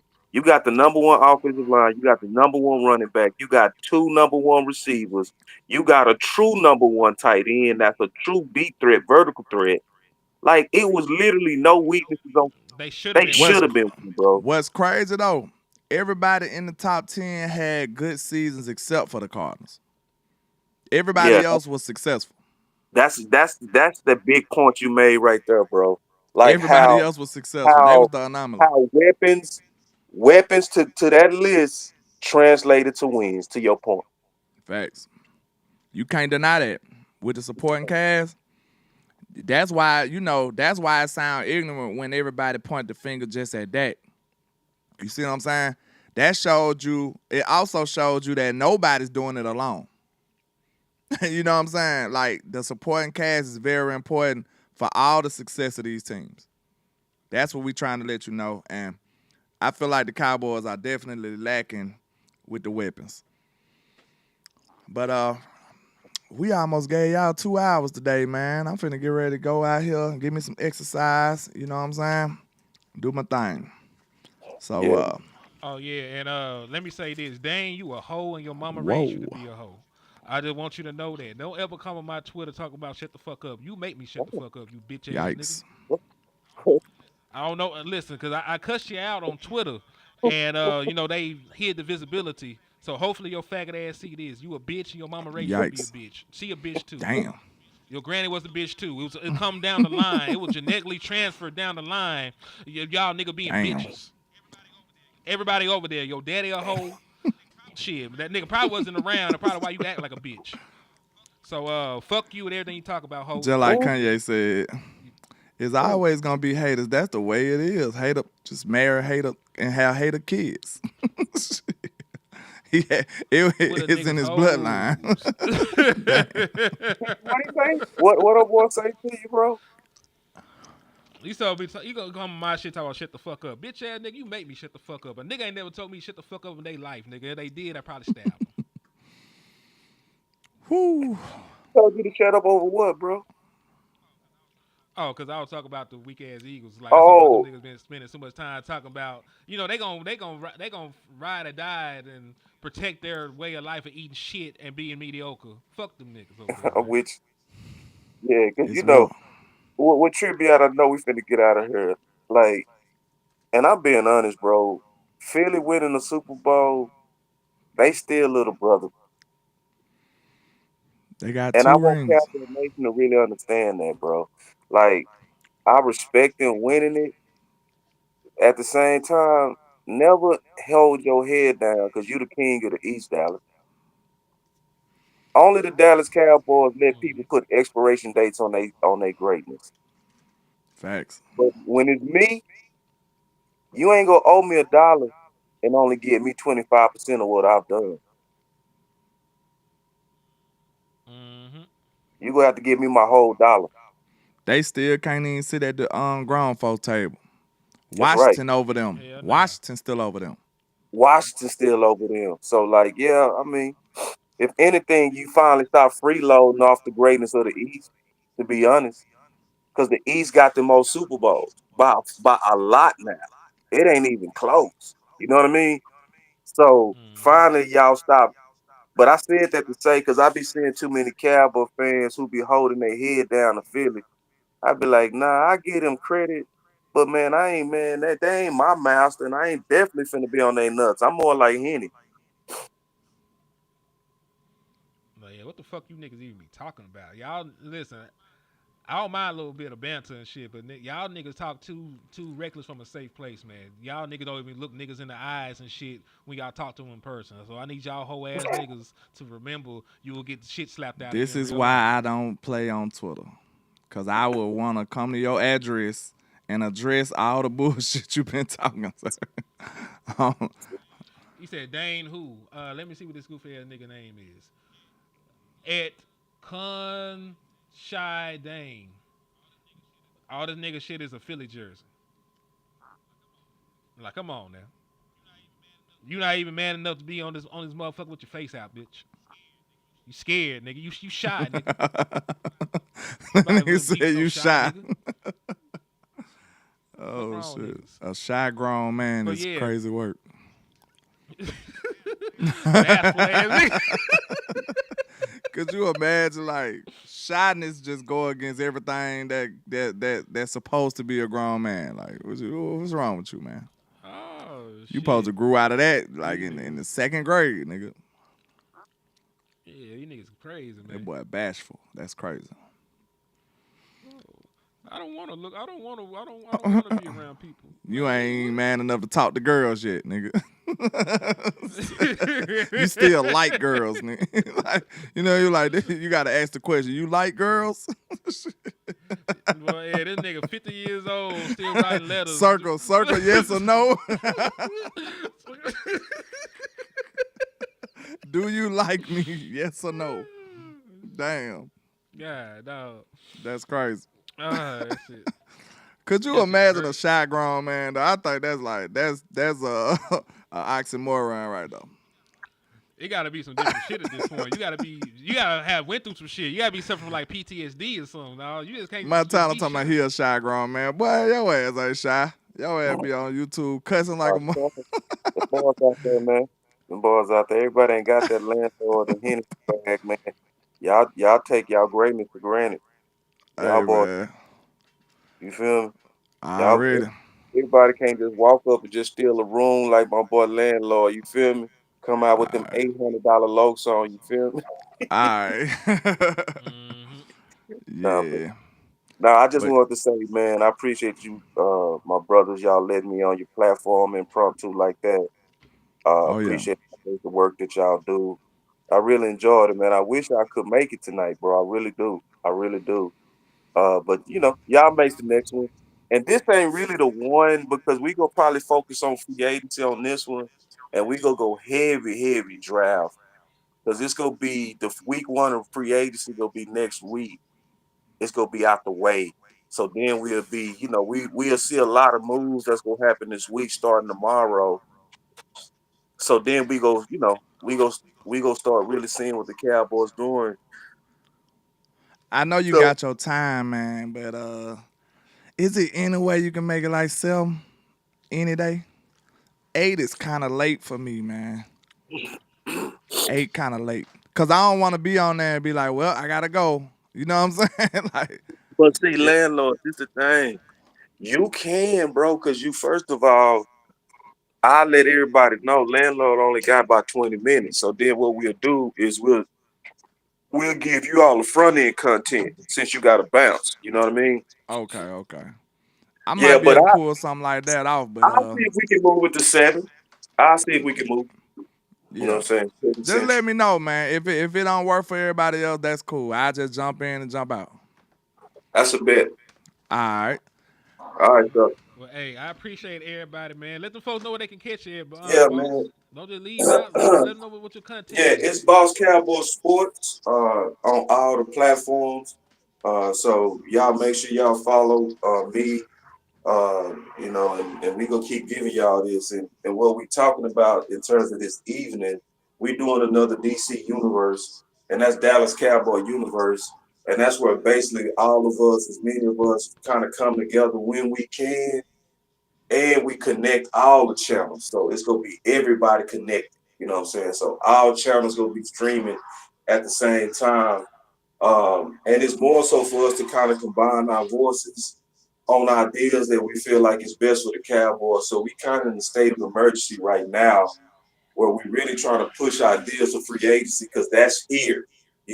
That's why we ain't gonna spend that much time talking about draft content today. It's more so about what's gonna make us better as free agency now. So y'all just stay tuned for stuff like that, and you'll get that if you follow all the channels: HTM, Landlord from Alabama with the Trap House, and Boss Cowboy Sports. Already. Indeed, man. And hey, it's your boy Henny Demore reporting live from the liquor store. On YouTube, man, it's going to be HTM Sports. It's going to be HTM Sports on Twitter, and it's Henny Demore on Facebook. Already. And I go by Landlord from Alabama with the same handle on all social media. Y'all tap in for the win. Double tap the screen for the team. And we appreciate all the love and support, man. Y'all make sure y'all hold it down. Indeed, man. And hey, I know Wes ain't here, but in his words.